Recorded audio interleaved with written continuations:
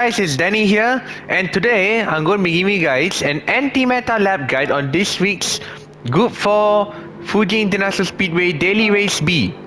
And as you can see, the leaderboard is dominated by the 4-wheel drive cars like the GDR and the Genesis G70. And as you can see, these cars are the best cars.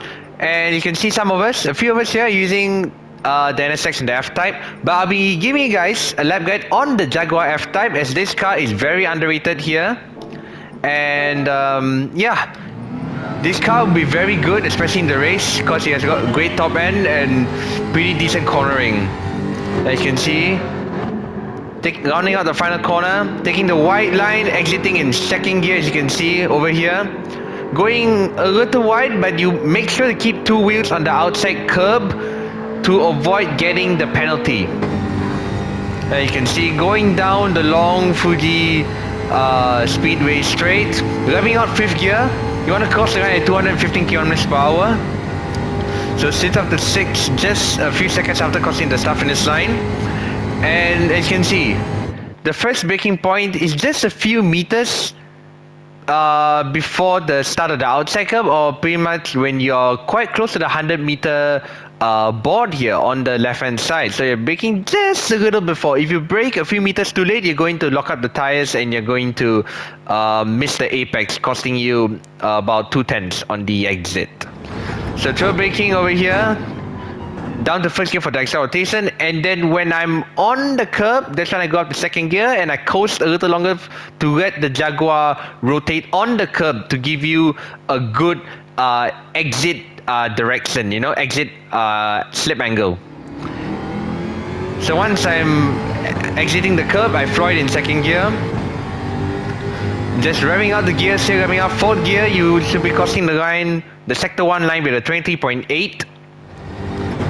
So your next braking point for turn 2 is pretty much when you're close to the orange marker on the right hand side. It's quite hard to see, but it is in between the 100-meter board and the 50-meter board. So just brake a little before the orange marker on the right hand side.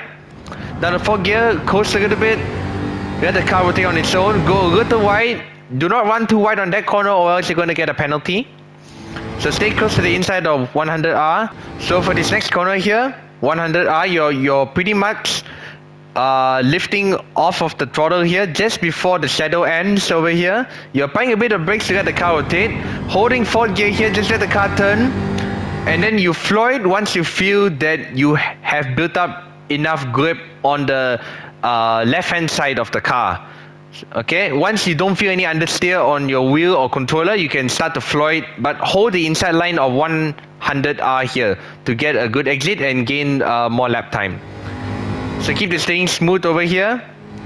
So your next braking point is pretty much just after that orange marker over there, close to the 50-meter board, braking close, pointing the car towards the outside curb here. You want to go on the outside curb to assist on the rotation when you make the initial turn into the corner. So I'm trail braking off, second gear, let the car turn, third gear. Once the car's on the curb, just floor it in third gear over here. You have enough traction and acceleration to make the corner. And just staying close to the inside of the track as much as possible to minimize the lap time. So it should be, and now for the Dunlop chicane, you're pretty much braking around here, pretty much close to the Dunlop sign on the right hand side of the track. Braking hard, down to first gear, trail brake, coast here, be very careful on the throttle here, out to second gear for the exit of the chicane. And for this corner, pretty much braking just after the AstroTurf, the turquoise AstroTurf on the left hand side starts, pretty much braking over there, down to second for the rotation. Climb on the curb, you want the coast here as long as possible to let the car rotate on its own. Up to third gear, and then floor it out of the corner. Use as much curb as you can. The earlier you can get a good exit from this corner, the better you can make use of the curbs to help you gain lap time here. So once the curb ends, just brake. Do not full brake here, just brake a little bit. Apply like 50% brake, down the first gear for the extra rotation. Be very careful on the throttle here. Go about 80% throttle, and then when the car is almost straight, full throttle in second gear for the penultimate corner. Go very wide here to get a good exit out of the last corner. So you want a very wide entry so that when you apply the throttle, when you're coming down on the pit straight, you're going to gain about up to a tenth of lap time. So throw brake, second gear, let the car turn. So once you feel the grip, and once you don't feel any understeer, you floor it in second gear and then quick upshift to third gear over here for the exit. Use as much track as possible, run wide but not too wide to avoid the penalty. Stay on the outside curbing. And yeah, that's the wrap of Fuji International Speedway in the Jaguar F-Type, ladies and gentlemen.